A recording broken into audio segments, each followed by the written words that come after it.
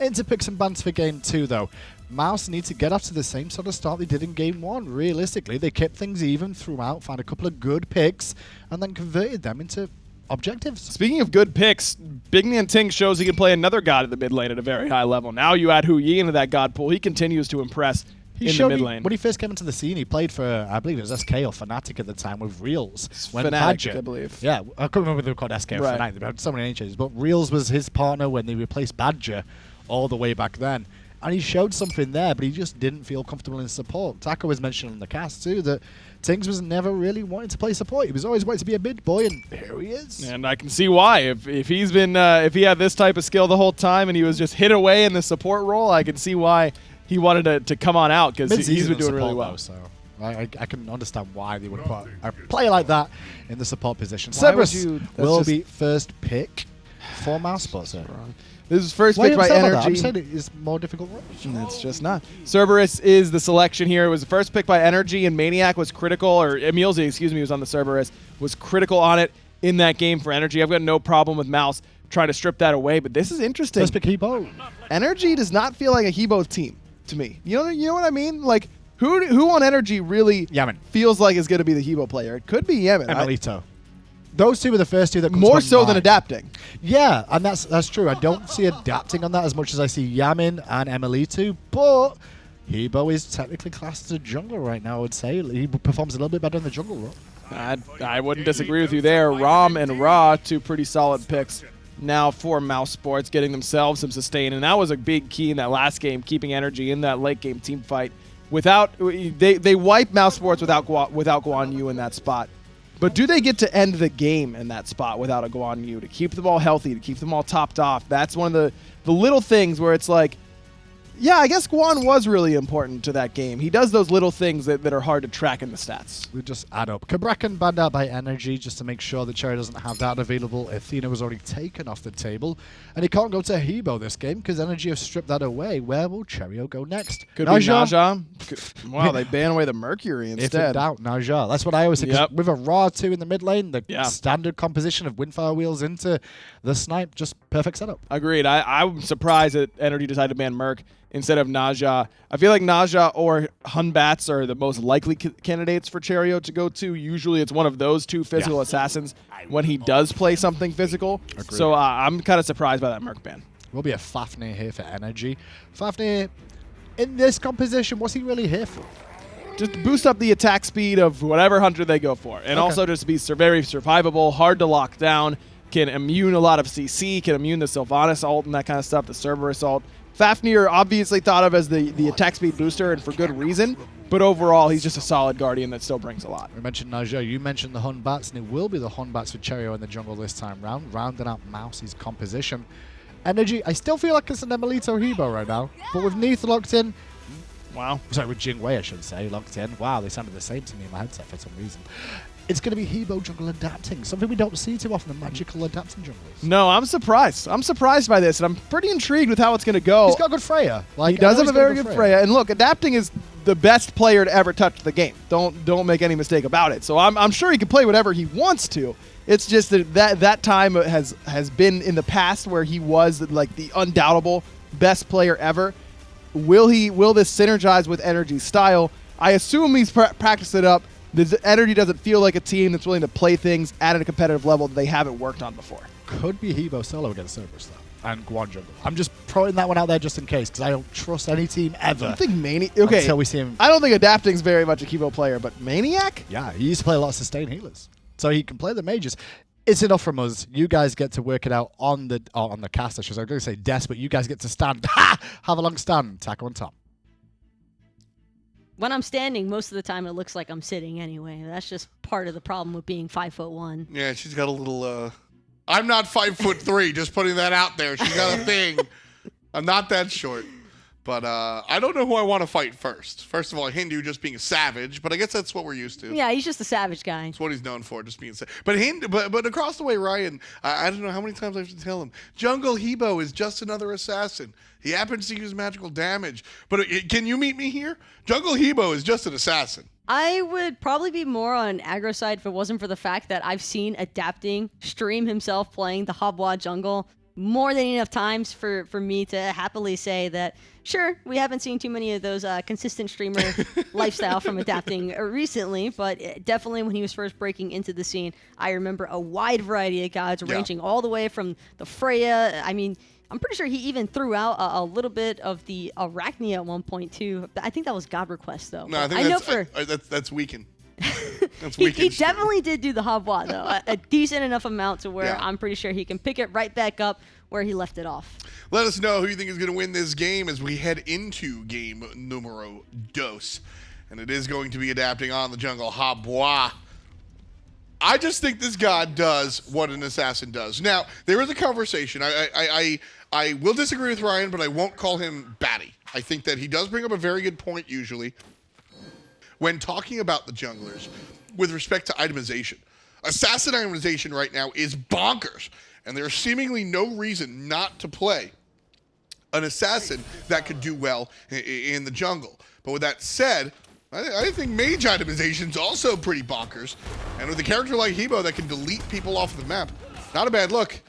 emilZy caught up because one more time, NRG doing what they did earlier. maniaKK starting at the red buff. I think the big thing I'm looking at here is adapting, clearly taking a much different direction than what we saw Cherryo's Habwa in the last game. Tiny Trinket leads me to believe adapting will either end up building Bancroft's first item or going pen boots into a Bancroft second item. That is the much more traditional. You heard us lamenting the Warlock staff build, which emilitoo with the beads, nice hand there. At the end of the day, after our whole conversation, and Mouse played around the jungle build by choosing not to engage while Cherryo was stacking, so point moot. But adapting, going in the more traditional build of the pen boots into the Bancroft, allowing Habwa to be active at all points in the game. Shout out to the other 2% of the people that came over to Mouse after their loss. Usually that number goes down, but to take that joke away, I actually think that 2% of people saw Spudio and went, you know what? All right, it's working. We can stand this now. I do like, though, NRG's unconventional start. Yeah. Because while it might seem a little bit janky, it works. It's giving maniaKK the farm that he needs to be just one step ahead of Nika. And sometimes that goes a lot further than just your standard everyday positioning. And on top of that, if they need him there for a possible invade, it completely negates Dardez and Spudio having the opportunity to invade, because then you've got to worry about the Guan running at you too. Right, and that's also trusting and playing to your strengths. emilZy's mad good, right? That's my really deep analysis. emilZy's mad good. But what I'm getting at is that NRG can trust their star support player to be lonely in the lane by himself and not die, right? And still able to help out his carry player. Spudio right here. Looking for the clear. Thought he was going to get aggressive. Sorry. I got a little excited. Pull off the mark from Dardez. emilitoo's beads still on cooldown for about another minute, give or take. Right down the middle of the two of them. Dardez getting a nice root. I think he's winning this auto attack trade up until emilZy decides to give his Hunter a helping hand, but those Wisps are going to keep Dardez nice and healthy. I almost expected Dardez to have Hunter's Blessing. Oh, no. There'd be way more damage happening if that were the case. But Dardez would also be crippling himself for much later on. Or I shouldn't even say much later on, but like even the early game would be impacted so severely against Dardez going for that Hunter's Blessing. I mean, he crippled himself by going Sylvanus. No movement abilities. Can't dash. Is that crippled, though, or is it just, like, slow? I guess he is slow. But technically a cripple, because he can't jump, right? He Sylvanus jumped as soon as we went into it. I'll be here all week, folks. That's the caster's curse. It really is. You've been crushing it with the caster's curse lately. Oh, I know. Teams should really start paying me. I'm about to start demanding that. Nice jump from emilZy. I believe that, actually. I wholeheartedly believe you on that one, Taco. Right side, adapting, looking to get a little frisky. Nika, level 5. Adapting does not have the ultimate just yet. Only level 2 boots. So a low amount of power. Nika still playing relatively safe. The ping is out. And it's a be careful ping. So that's Mouse letting the solo laner know that Habwa is right there, ready to go.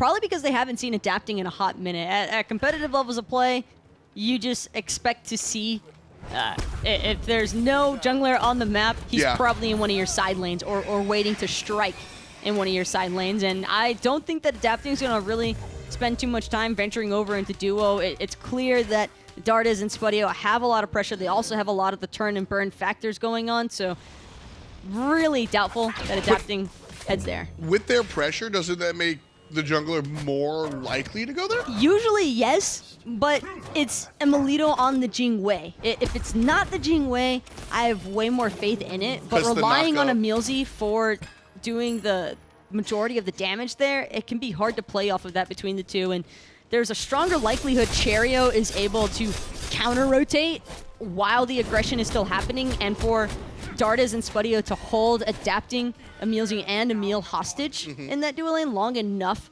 for a first blood opportunity to arise.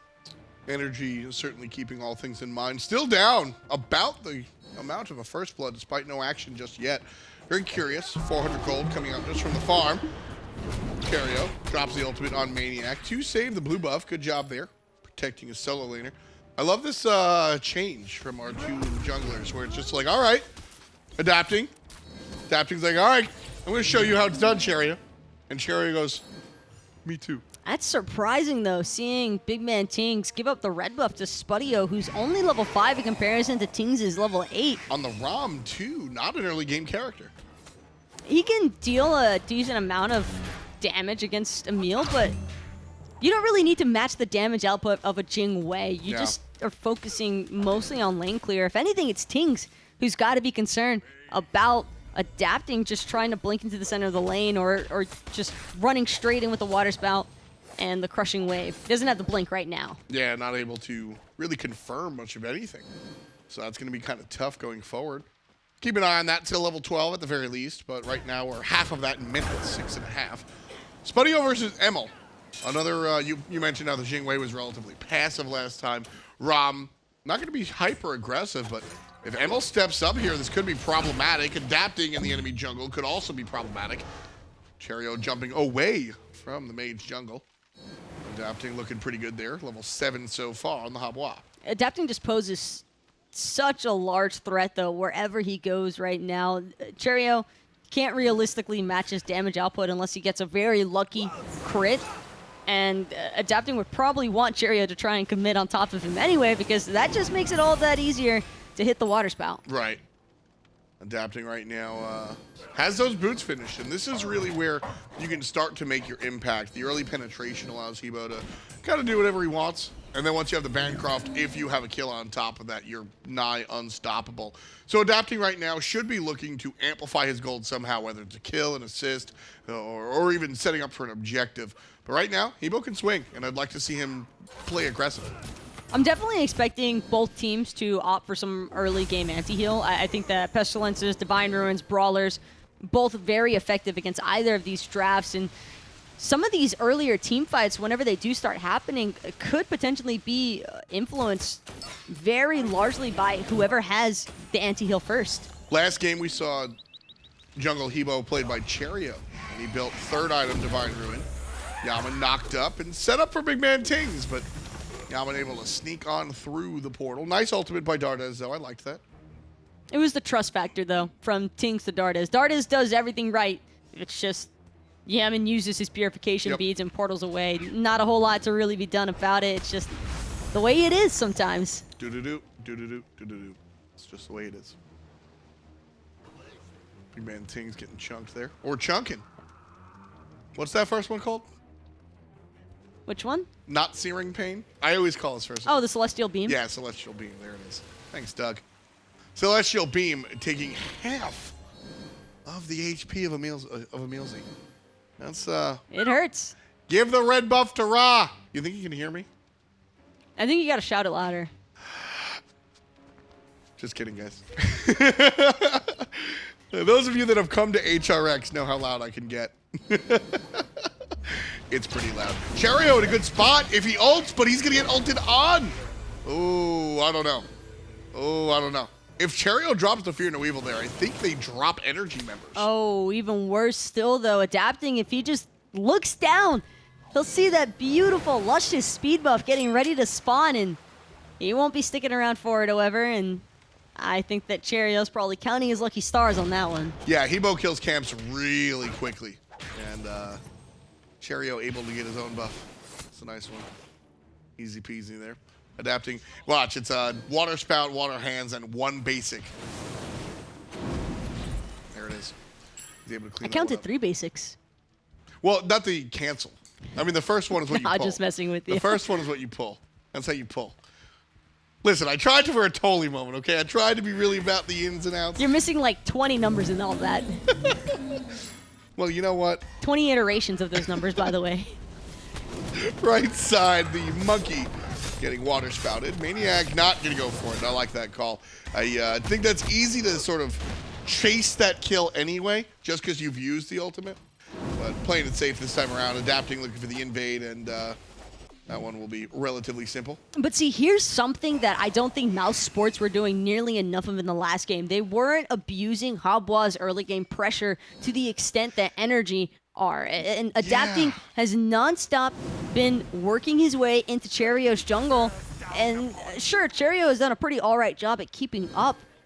But he'd probably even be ahead of adapting right now if he didn't lose so much of his jungle to this Habwa in the first place. That's why I criticized the Warlock staff build so hard, and at the end of the day, like I said, listen, if he's going to be playing like he did on it, I guess I can only criticize so far. But right now, EmilZy, the focal point, BigManTingz hitting him with that Celestial Beam. The big thing is, with Bancroft and Pen Boots, Habwa will one-shot those XP camps, which are such an important part of the map right now, and being able to take advantage of that is very, very, very easy to do as the Hebo. So this is a situation where, yes, he did well, but could he have done better? I don't know. It's Schrodinger's Hebo, but... It's the typical just because it works doesn't mean it's the best option sort of direction. Speaking of which, Yammyn going to end up being the first blood to that dot damage out of Dardez. A lot of burst, and that's exactly what Mouse have been lying in wait for this whole time. Dardez gets the knockup, BigManTingz connects with the Searing Pain, and Spudio, he's just there for good measure in case everything else doesn't work out. Exactly, just damage from all sides. You got the Wisps from the air, you got Spudio from the air, BigManTingz on the ground. Just a ton of damage coming out from Mousesports, who again find a first blood. Nice job so far from Mouse, who, after losing their carry just very recently, and we've said it a number of times, but I'd be remiss if I didn't say it a number of more times. Dardez has played with Jermaine almost exclusively in this long lane for 4 years, folks. And Spudio, the minor league call-up, comes through and makes it look like this team has been playing with him for weeks, months, splits. Very impressed with the ability of the minor league player to come up and step up. Not just to play his game, Taco, but to fit into the system.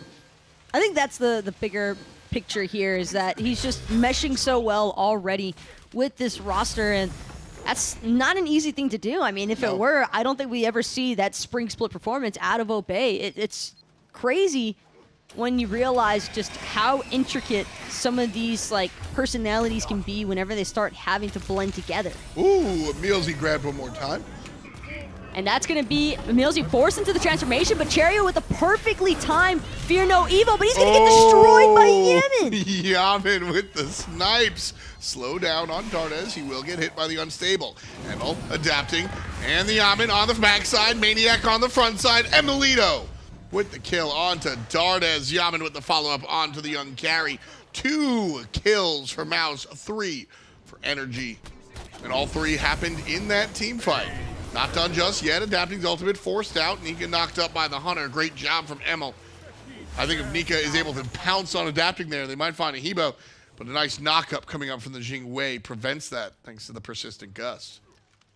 I almost can't believe I'm saying this, but that could have been a lot worse for Mouse than what it actually ended up being. That's NRG, true. sure, they get 3 picks, but they don't get any of the buffs afterwards. They don't get the Gold Fury. They're not taking your T1 in mid. So this is still prime opportunity for Mouse to continue farming and just wait for the next moment. That was the best way to get team wiped for Mouse. Both of the buffs were down. Gold Fury, like you said, they didn't even get the tier 1 tower in the duo lane. I mean, that's best case scenario. Mouse all dies and they start to yell and scream at each other and they go, wait a second.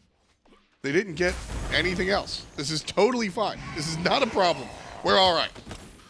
Speaking of which, BigManTingz gonna do Dardez a real solid there and secure those left mid heartbeats before emilZy has a chance to steal them away. Oracles, however, will fall in favor of NRG. That free ward vision on top of the ward that NRG have currently in place. It just means that Mouse won't necessarily have an opportunity to go for the Gold Fury immediately. Sometimes you can catch your opposition off guard by just rushing to that objective after a fight is already broken out. And we've seen Mouse, not to, in game number 1, here in game number 2, they've done it already, if I'm not mistaken. They tested a lot. Just walk up to the Gold Fury, start hitting it. If nobody comes, we'll just take it, right? Like, a lot of times you could just sort of okie doke it, but not going to be the case here for Mouse. Very important. I get very, very, around 13 to 17 minutes, I think the Oracles are of the utmost importance, because that's when you're still fighting on the left side, but you're able to really take other things out. All for all on the right side, easy peasy. maniaKK gonna trade out ultimates with Nika there. Except maniaKK does have a little bit of a heal, but of course, thanks to Cerberus being Cerberus, he gets a part of that heal too. Yep, so the already small Guan heal, getting even smaller. Emil going with the Poison Star. This is an interesting look, and we've seen Emil do this with Wind Demon before on Jing Wei. I think we'll see him go back to the pen and then continue the critical strike. But the idea is that since Jing Wei has the built-in crit, that you can get the debuff that applies after you crit with the Poison Star here. So looking to lower the damage output from the rest of Mouse. A 20% reduction, so that's pretty large, as well as the slow having the same kind of effect. It's always something for NRG to just have even more chase down potential with. emilZy not going to connect with that Fafnir stun, but Dardez getting knocked right up into the center of 3 members from NRG. maniaKK activates the ultimate. Horse stun is good. emilZy eats up Dardez. NRG punishing Mouse for looking at the Gold Fury thanks to the vision that they had earlier. maniaKK surrounded by enemy jerseys, but he's totally fine here until the Fear No Evil comes out. Cherryo and the dog jump on top. Spudio with the last hit on top of maniaKK. NRG get one. Mouse get another. Yammyn gets a red buff. But either way, I don't think anybody can really look at this Gold Fury. I think this is a scary one. emilZy and Yammyn are low, but they've got range. emilitoo already managed to back to base and make it here in time. Shout out to the Jing Wei passive for making sure that Mouse, one more time, won't be able to profit off of a winning team fight. Game number 1, passive emilitoo. Passive emilitoo. Game number 2, very active. I mean, sure, he's got a kill and an assist, but I'm not even talking about that. I mean, the knockups have been so important. He's saved his teammates. He's enabled his team. He's stopped Mouse from getting the Gold Fury right there with the knockup. I mean, NRG's Hunter doing a really good job today. Knocking up Dardez there too, because if you toss a Sylvanus out of position, even for a brief second, that is all it takes to take down the tree. And emilitoo, one more time, won't be able to find the Persistent Gust. This time around, though, onto Spudio. He's by himself here on this contest. But the leash of the Searing Pain, this is going to be NRG stealing it. That just hurts. Mouse have to leash that. Dardez has to leash that because of the Janus ultimate incoming. BigManTingz also has to ult. Like, that's just... That one hurts. That one absolutely hurts. And I, as an observer, as a unbiased watcher from the outside, I have to say that one really stings. emilitoo trying to take up that 1v1 trade with Cherryo, but nothing's really going to come of it because he completely understands that it's just not his moment. Air strikes away into the safety of his T1 tower as Cherryo splits a wave with Spudio, and now Emil flying straight towards the Pyromancer. Very likely the NRG choose to pull this objective because when they get one, you give them an inch, they'll take the full mile. Exactly. They've got 1 extra kill above Mouse, but they've got 3,000 gold above them as well. Even more to come if they have their way. Nika able to jump out of the way, but the Pyromancer goes their way. So NRG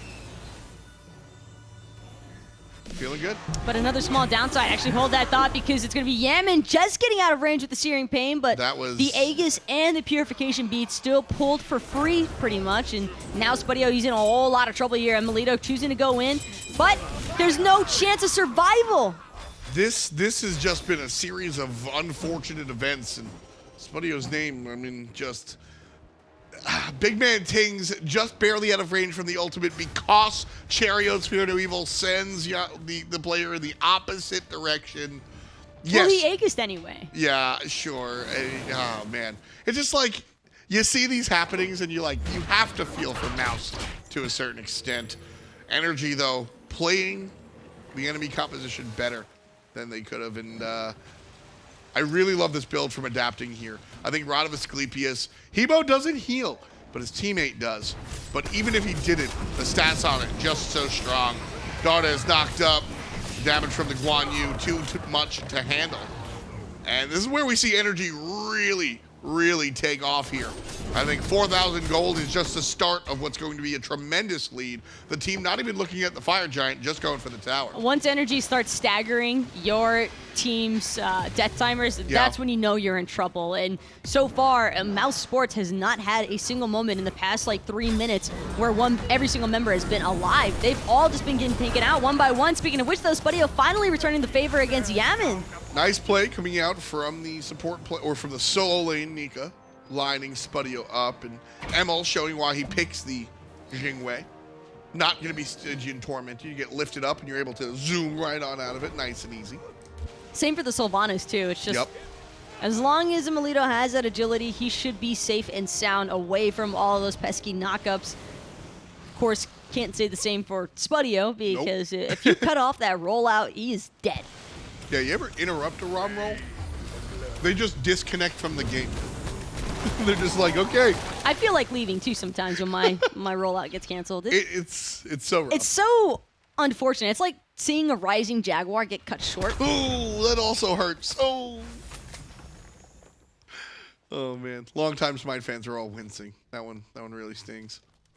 I don't know what's worse, the ROM or the rising jaguar, because you're sitting there, you're like, what extra 1.1 second I would have been CC immune. You had to get me right there, Thanatos.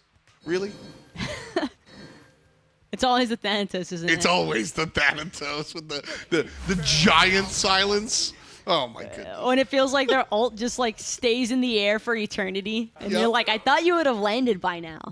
Yeah, you're sitting there like, when I ult, it's half of the amount of time that when you ult, right? Of course. It's only if you're playing the god, you're definitely going to mess it up. Yeah. But if the god is against you, never. They might as well be adapting. Yeah. Might as well just be actually Thanatos the god playing the character. Just at his house. Where does he live? He's like from the underworld, right? Or is he an angel? You're saying that Thanatos is sharing Greece? an apartment with Hades? Yeah, that's what's happening. They're flatmates. It's Thanatos, Hades, and Hazer. All just living it up. How did Hazer come into this? I hate that guy. What? Poor Hazer, man. The BM. Oh, man. 22:30 on the clock here. We're having some fun, and so is NRG. Only 3,000 gold up. You know, it's interesting. Our tone of the gameplay, taking a lull a little bit, might deceive how short this lead is. But this is one of those gold leads that I think is deceptive because of the composition that NRG have. It's only 3,000 gold, like I've said. But if you get caught, you are dead because of the combination of the knockups that are available, the damage that's available, and even the eject that's available. Either you die from getting knocked up by the jungle hunter combination, or if NRG do screw up, they just Janus ult out. There's really nothing you can do here. Speaking of which, Cherryo solo ults emilitoo with the Fear No Evil, and Emil, I don't even think he had to use his actives. No, not a one.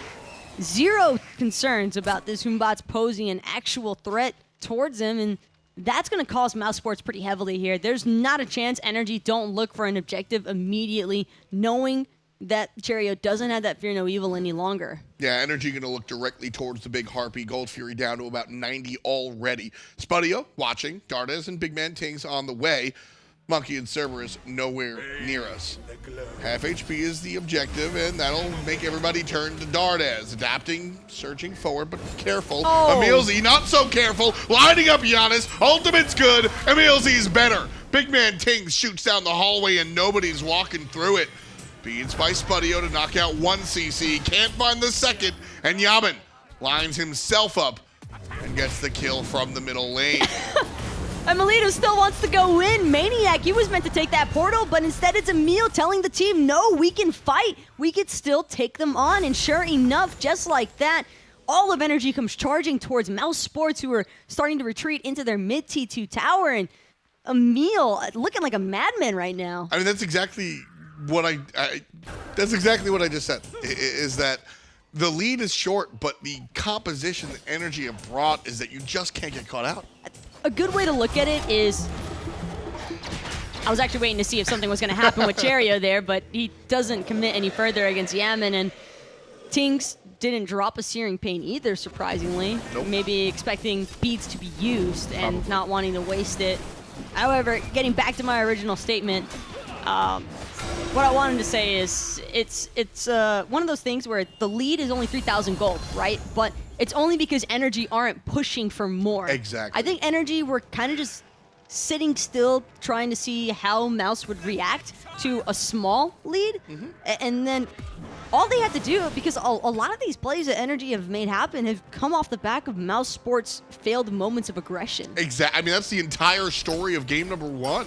Cherryo was 5 steps forward instead of 3, and NRG just win the game, right? So they waited for Mouse to make the mistake there in game number 1. Game number 2, NRG have found themselves a lead, but still are kind of waiting for Mouse to fall on their own 2 feet.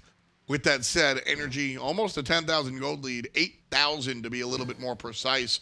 7K, I'm sorry.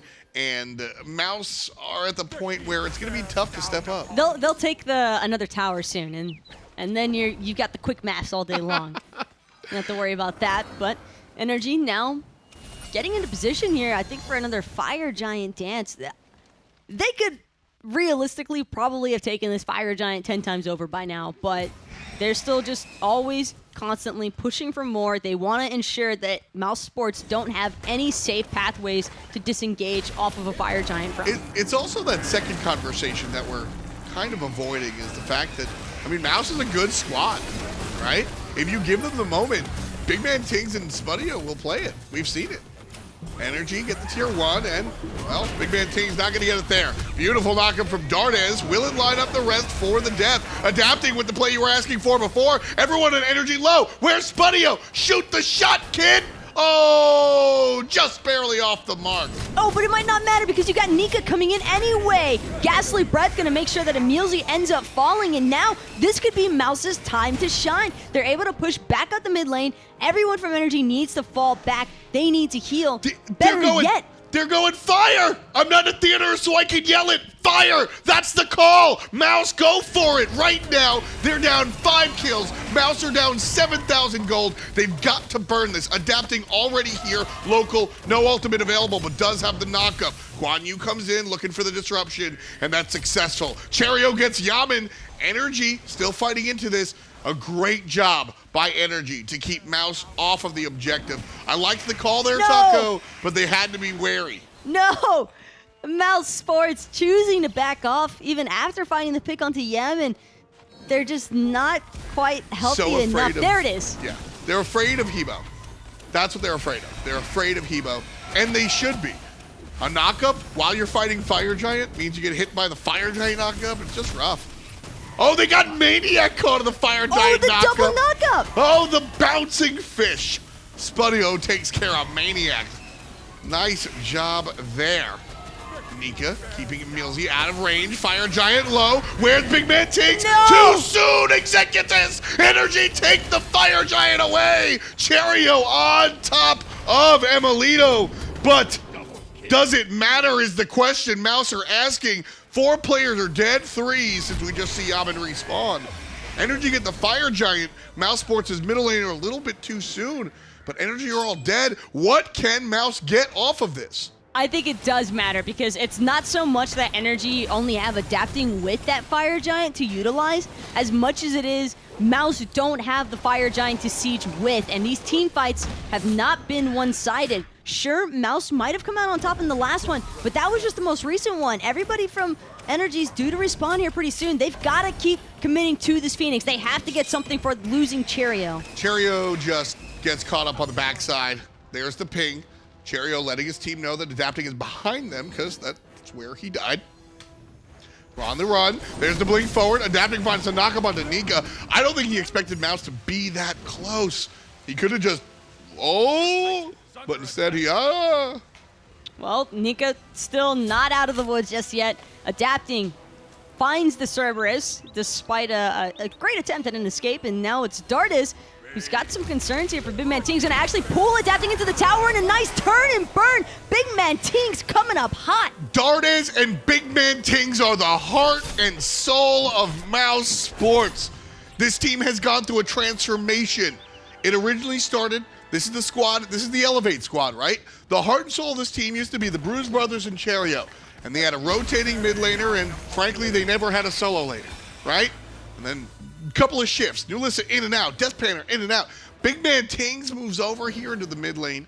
They get a minor league call-up.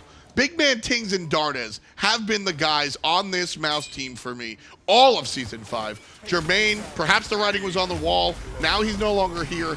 Cherryo doing his job, but I much prefer Cherryo as the reluctant star than the go-to #1 option. And Taco, listen, I'm not saying Mouse are #1 anytime soon, but what a pleasure to watch a team improve and get here. And during the online phases, I don't want to see Cherryo having to be your all-star, because this man has to play off of Egyptian ping. Yeah, we talk about that all the time. It is intense. The difference between 40 ping to 200 is pretty insane. And if you don't believe me, get accustomed to 40 ping and then try the 200 route. It's not a fun time, and that's just one of the downsides of Cherryo in his current location. Can't really control too much of that. He's just got to do his own things, and he does have his own life to sort out and take care of. If anything, it makes it more impressive. You know what I mean? I mean, he's able to. Cherryo's able to. Sure. I mean, I realize Adapting just killed him. He's going toe-to-toe with the best player in the world. You know what I mean? Somewhere out there, Baskin is just going to haunt all of you. He will hunt you, and he will find you. No, I think you and aggro. I think if I say Ataraxia is a passive player, I think he comes first. You got to say it the other 2 times. You've only done it once so far. I think you're in the clear. That's very, very true. And there's no mirror. Yeah. Jeez, can you imagine Nate showing up in your bedroom late at night from the mirror? That's a dream for a couple of people. I feel like actually. Somebody would be very upset if that were the case. I think somebody would be very excited if that was the case as well, though, to be fair. I think there's a number of different people out there. Right now, a tie game between Mouse and NRG at 32 minutes. Never thought I'd be saying that. I'm very happy. What if it just teleported him unwillingly? Then he'd be mad. Like mid-ranked game, he's just like, really? He's just in the middle of like making dinner or something, and then someone says like, Ataraxia is a passive hunter. And he just shows up and he's like, Peckies, why am I here? It would be Peckies. Portal Demon by Mouse. Fire Giant could be another target in about 44 seconds, but that will be when the... I gotta see Yammyn back to base already. The right side Phoenix is going to be up about the same time as the Fire Giant. So NRG can choose to send a representative to defend the Fire Giant. It looks like that might be maniaKK. emilitoo adapting in the squad, pushing up the lane, so NRG might be waiting full force at this Fire Giant. This will not be a free one. We're going to return to the action. Mousesports do the good job. They took 2, 4, 5 towers and a Phoenix. That is exactly what they needed to do after the Fire Giant. But now comes phase 2. Can they fight into NRG a second time is the question, Taco. NRG spreading themselves out, want to make sure that nobody gets the flank on this Fire guy. BigManTingz has to do a better job of securing this Fire Giant. Last time, a little bit too soon, and NRG snatched it away. NRG also trying to make sure that their Phoenix stays intact. It has just freshly respawned, and fortunately enough for them, the one Phoenix that Mouse did manage to secure was the one closest to this Fire Giant. So NRG have the leisure of being able to push out the creep wave in their favor, while also making sure that Mouse aren't taking the objective. EmilZy isolated by Cherryo and Dardez. Big damage coming out from the mid lane Janus, but not going to be enough. EmilZy transforms. Waiting is the ultimate from the Stygian Torment. EmilZy cut down, but that's all of the focus on the tank. NRG on the run. Big shots from Spudio. 1 hits and 2 miss. maniaKK going back to base, so will EmilZy. This is the window that Mousesports needs. Do they have the damage to take down the Fire Giant? Yes. Do they have the damage to take down the Fire Giant with adapting, poking them in the side? That's a different story. Well, maniaKK is TP'd back into the fray. Mouse have pulled the Fire Giant, currently sitting at 70% health. They've got to make a decision one way or the other. Cherryo teleports just a little bit too soon, though, and Yammyn safely walks through the portal because of it. Oh, adapting with the blink damage, but the monkey will survive. Ultimate not available for him. Ultimate on maniaKK, a different story. Nika going to be cut down by the Hunter. Cherryo cut down by the Solo. 2 players down for Mouse, sitting out for over a minute. And now the entirety of NRG is just collapsing one by one. They're falling, adapting, finds Spudio, who broke off from the rest of the pack. Interesting. Taco, why don't NRG just go for the win there? They can't end off of that. I think that between Dardez and BigMan, they're able to defend not one Phoenix, but definitely a secondary Phoenix. By then, Nika, Cherryo, Spudio. It's the delay that a Ra can provide because the Celestial Beam is just going to clear out the waves effectively enough to where NRG won't clear these structures as fast. We saw how slow it took. We saw how long it took Mousesports to kill that right side Phoenix with no minions. Same would have been said for NRG because they didn't have the Fire Giant. Now they do, and so the Phoenix will melt like butter. 15-10, and NRG in game number 1 were losing the game for the entirety of it until Mouse made one mistake, and then they stepped over them and took the Titan. NRG now actually got answered back by Mouse, but then Mouse make another mistake, and NRG stepping on the throats of the opposition. Cherryo with a great ultimate, but Mouse again find themselves focusing the tanks. Yammyn takes care of Nika. 2 players dead on Mouse. NRG have taken care of the right. They've taken care of the mid, and the left side Phoenix is next. Cherryo gets a great Fear No Evil onto 3 different targets, but it's all Aegis out. There's no damage to be had against the carries. Nika comes in for the follow-up. It was perfect. The Stingent Torment, again, grabbing 3 different members, but there's nothing for it. And Nika portaled immediately, bursted down. Yep. NRG, this is their experience bleeding through. 25% on the Titan. Adapting rolls through, and the Titan rolls out. NRG take game number 2. A fantastic job from basically everybody on the battlefield. I really don't have a poor word to say about Mouse. They come in with a brand new carry called up from the minor leagues after a history of playing together for an absurd amount of time. And then they come through here. Game 1 and game 2 looked clean. It was just one mistake that I think led to their downfall in both of those games. Yeah, NRG is certainly one of those teams where if you slip up in even the slightest bit, you're losing it all. Like, yeah. It's awful trying to counteract that. I can't fault Mouse. I was actually more impressed than what I thought it would be watching this team with their new Hunter. I thought it might have been a catastrophe, if I'm being real. I'm sorry, Mouse. I thought you guys were not going to have fun today, but yeah. That was some awesome Smite to see, and I'm really looking forward to this team, not necessarily for the remainder of this split, as much as I am for the fall. Yeah, I'm not ashamed to admit that I definitely made a couple of jokes that I probably won't make a second time, because Mouse certainly turned up and proved a lot of people wrong here, which I think is the big point to take home, is that there's a lot of Mouse haters out there. And after watching this set, it was very, very exciting. MVP in the chat. Let us know who you think was one of the better players on the battlefield. Again, I think Mouse contributed to their own demise just as much as NRG, but that's not up for us. That's up to you. Let's break it down with Hindu and Ryan. Thanks a lot, casters. Yeah, that was a very interesting turn-up for the Bucks. Obviously, on paper, 2-0 for NRG aggro, but not as clean as you'd expect from how Mouse has been playing recently versus how NRG have been playing recently. Not all 2-0s are created equal, and that one was certainly needed to be earned by NRG. Look, Mousesports are so close. They're right there, man. It's the little things. It's the securing Fire Giants. BigManTingz uses the snipe, puts FG at 1 HP, and emilZy is able to swoop in and take it away from him. It's the little things like that that turned this game. It's almost like Mousesports are actually scrimming now with a full roster, I will say. Wow, that would probably help them, don't you think? It kind of felt that way with how they were playing as a synergized unit for the most part there. Taco said it best, I think. She made one quote, which I'm going to take there. This is their experience bleeding through. That's what NRG did. They used their experience to their advantage. Mousesports were taking it to him, but the counter initiation was so important. It really is, and that's what NRG can do so well. I talk about it a lot with these top tier teams. They'll let you do what you need to do, and you can beat up on them for a little bit, but eventually you will make a mistake and they will capitalize on it. And it's that pressure that weighs on you as a player. It's like, things are going well now, but we know we can't mess up, and if we do, we lose this game. And a lot of times that causes you to not play loose enough, make the little mistakes, overthink what you're doing, and you do end up making that mistake that the top teams knew you were going to eventually. Mousesports is that close, man. They are so close to being good enough to compete with the top level. They are good enough to compete with the top level. They just aren't good enough to beat the top level consistently yet. Maybe they can do that in fall. Maybe even later on this in the summer, because it's still only week 3 right now. Next week's week 4, which will be the halfway point at the end of this week. And that's how the standings look. Most teams have played 4 games. Couple still only...